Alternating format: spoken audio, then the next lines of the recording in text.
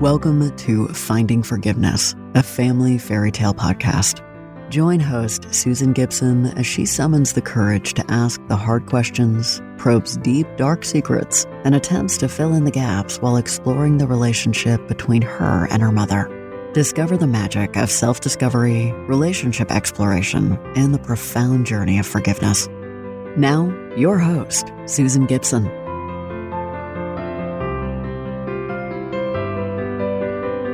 Have you ever been estranged from someone you love, someone close to you like a parent or a sibling or another loved one, and wondered, how can we ever be close together again? This is the story of my estrangement with my mother. It started with a letter from her to my father in 1980 during my senior year of high school and ended 6 years later in 1986.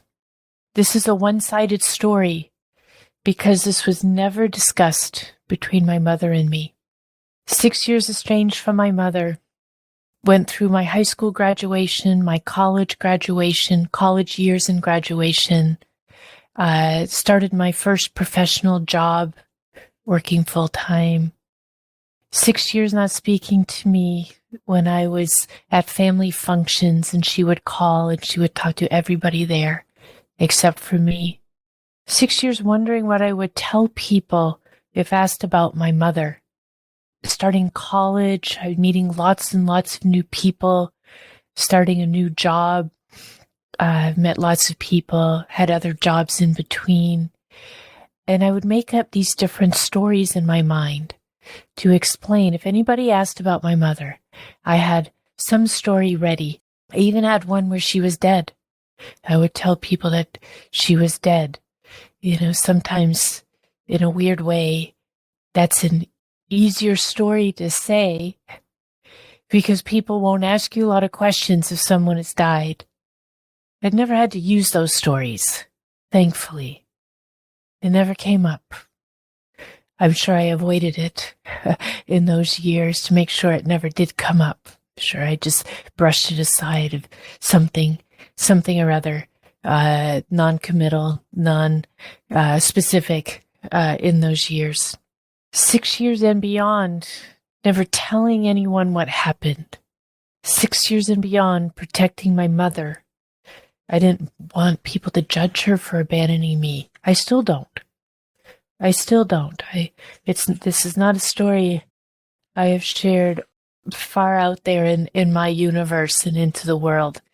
This is not my first time telling, but certainly first time telling in such a public space. I did call my mother once when I was in college, and when she answered the phone, it was as if we had just spoken the day before. Hi, how are you? Nice to hear from you today. The weather is blah, blah, blah. And I was just in shock.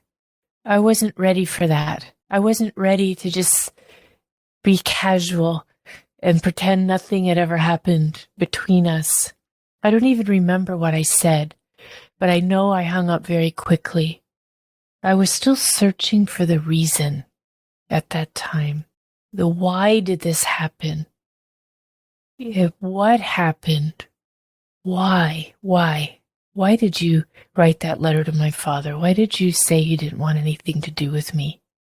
And so I just let it continue to kind of percolate inside of me. Percolate, not fester. I never saw it as that kind of open, oozing wound, though it was a wound. But it was more a percolating of energy and feelings and emotions that I was experiencing throughout those 6 years and beyond. This estrangement with my mother wasn't a secret in my family. It just wasn't talked about.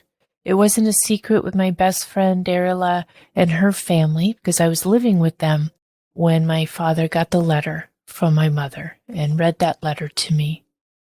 They were there to love and support me. But it just wasn't talked about openly. My mother was living in West Virginia with her husband, Ed, at that time. I had no insight into what was happening in her life, none. she was also not talked about with me during those 6 years. Even though she was in touch with her family and with her mother and brother and sister and nieces and nephews and cousins and in-laws and sisters-in-law and brother-in-law and everybody. She's very, very committed to family and very, very committed to being in touch with family, except for me. And after Mom passed away in 2021, I sought therapy with a Jungian psychotherapist, and we spent a year together on my heroine's journey. And part of that journey is descending into the abyss and learning how to reemerge, how to get through the abyss and back into the light. And a big part of my journey was understanding my mother's journey. My psychotherapist and I did a lot of work together, mapping out my mother's story. However, the 6-year gap will always be a gap because the one person who could have filled that gap with me is now gone. My mother, she's now gone. It was a topic we never, ever broached with each other. Nor did she share it with anyone close to her, because I would have known that. I would have known that. Those stories would have come out, certainly in the past couple of years since her death. And, my mother was a deeply private person. She didn't share a lot of personal stories, deep personal stories, deeply emotional stories with anybody. And whenever she did share any stories from her childhood, I listened intently, and family who was with her during her formative years, as they say, have shared some stories with me. But as she became an adult, those stories are far and few between. And those 6 years are they're a void, they're a gap. And I've understood now that there is no way for me to fill that gap. We did eventually reconcile. I am very happy to say. My grandmother, my Grammy, her mother, asked me one day, she and I were very, very close and talked to each other on the phone. I visited as much as I could. I was living in Mississippi. I'd gone to college in Mississippi after I graduated from high school in my small rural community in northern Maine. And I went back to Maine as often as I was able to. Wasn't that frequent being on a student living standard of living. I went as often as I could, but I talked to my grandmother on the phone. We wrote each other letters and kept in very close touch. And one day she asked me, "Would you want to know if there was something wrong with your mother's health, if there was something happening with her?" And I took a few seconds to respond. I dug deep into that place of caring that was buried deep inside of me. As much as the external layers had been, the defenses were high when it came to the topic of my mother, there was still a very, very tender spot deep inside of me, deep inside of my heart, that was a place of caring and deep love for my mother. And I said, yes, I would want to know. Absolutely, I would want to know. And so my grandmother told me about the cyst in my mother's breast, and that she was considered precancerous, and that her doctor was recommending a double mastectomy for her. And I thought, wow, I didn't know it at the time, but there was breast cancer in my family a few generations back. And thank goodness, grateful it has not shown itself in our family again. And my mother did not heed the advice of the doctor at that time.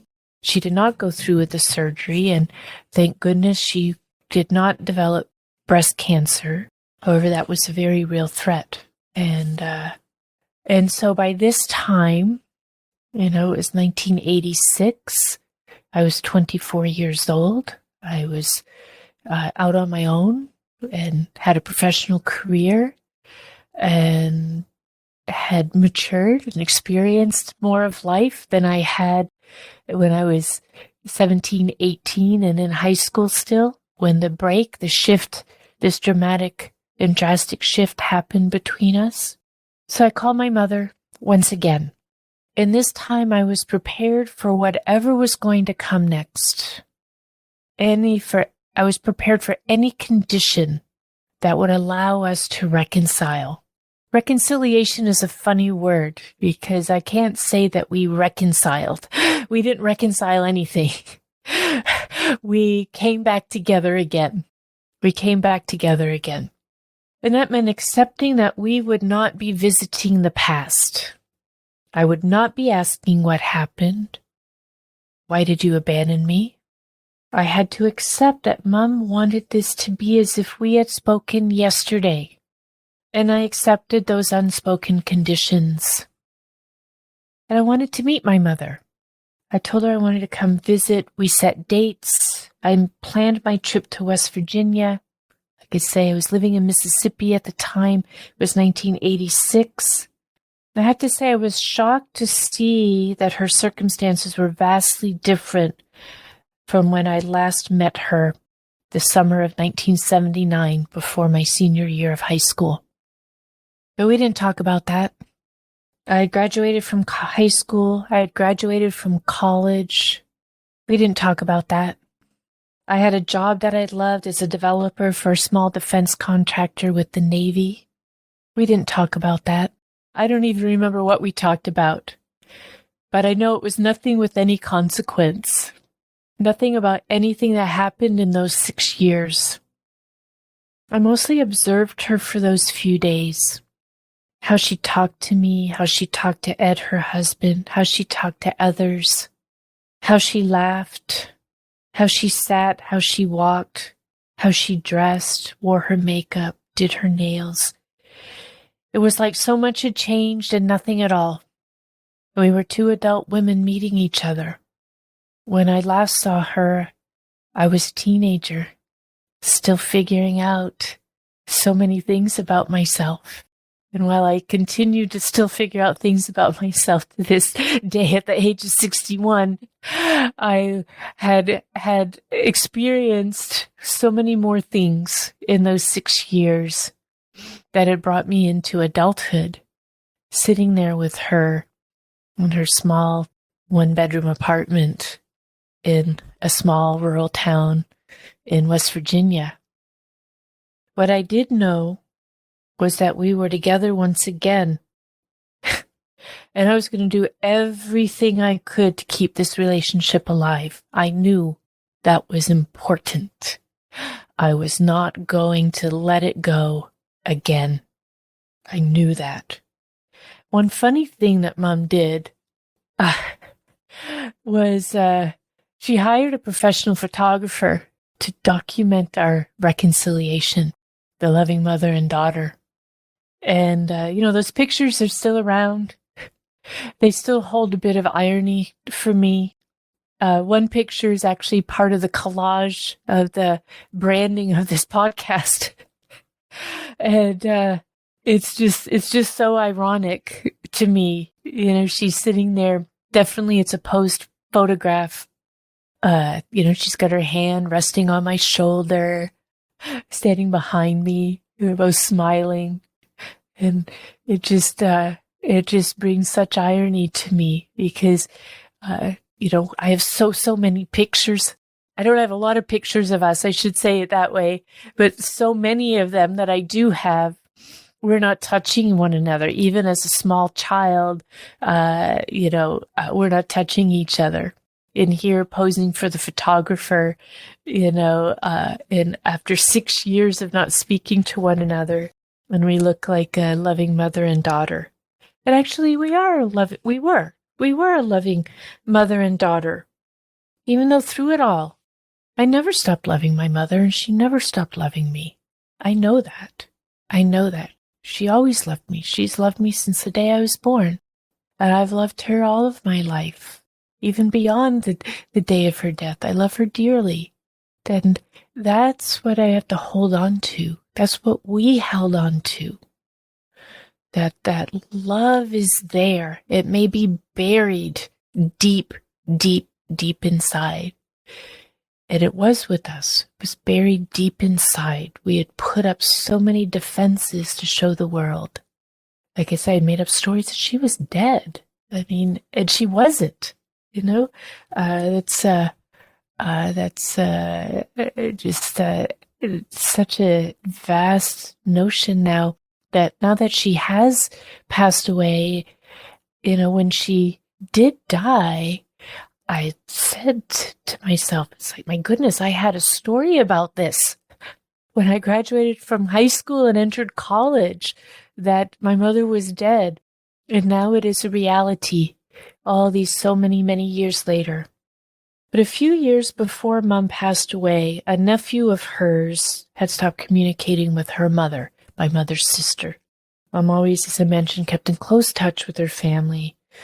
And so she wrote him a letter. And she told me she had written a letter. She told me that they were having some trouble, difficulty. She didn't know what it was, and she didn't feel it was her business to ask. But she knew that they had entered into an estrangement. And I didn't know what she had written, but after she did pass away, I was going through the files on her computer, and she liked to write letters first on her computer and then send them out. She had a lot of letters there. But this one in particular I read. I'd like to read an excerpt of that to all of you.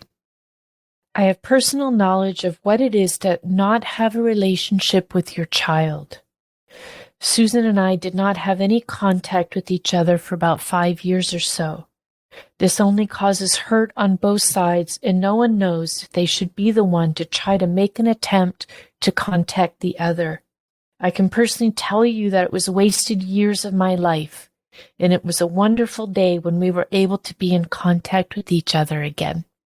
These were her college years, and it is my loss that I was not part of them.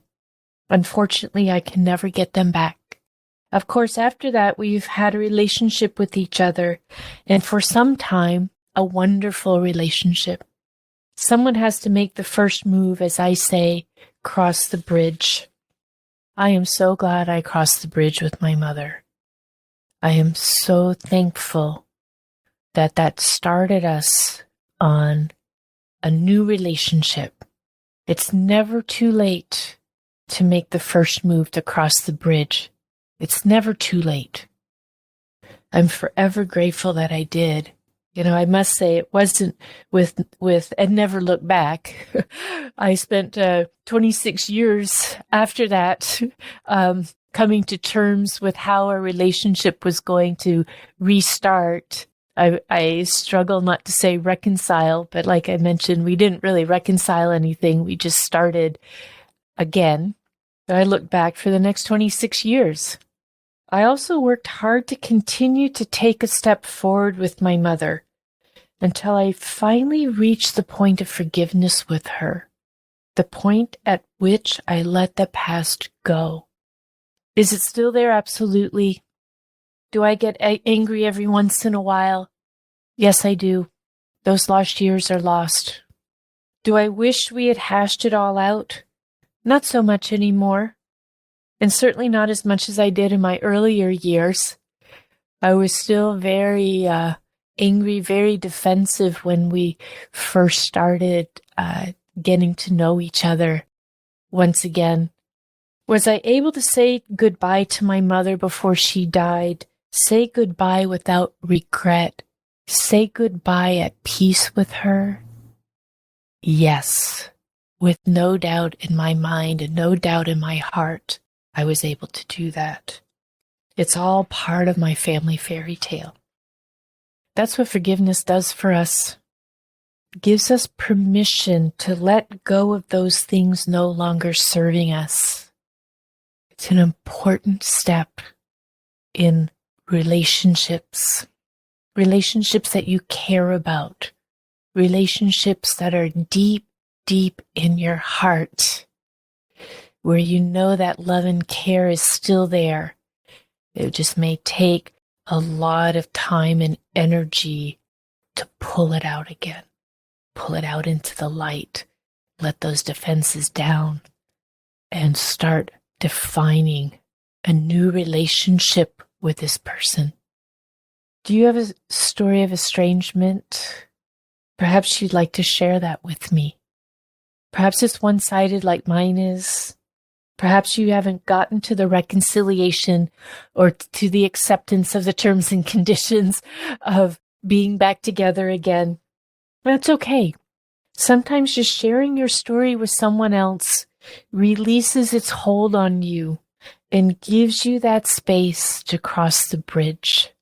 You may still look back. Trust me, it's okay. You'll reach a point, hopefully, where you can take it from this day forward. You can email me your stories at hellosusan@findingforgivenesspodcast.com. Thank you for being with me today and listening to my podcast, Finding Forgiveness, a Family Fairy Tale. I welcome your comments. A big thank you to the team at Produce Your Podcast for helping me make my dreams a reality. Until next time, I'm Susan Gibson, signing off with gratitude and appreciation. Thank you. Thank you for listening to Finding Forgiveness, a family fairy tale podcast. To continue the conversation, visit findingforgivenesspodcast.com and send an email to hellosusan@findingforgivenesspodcast.com to share your story. Until we meet again.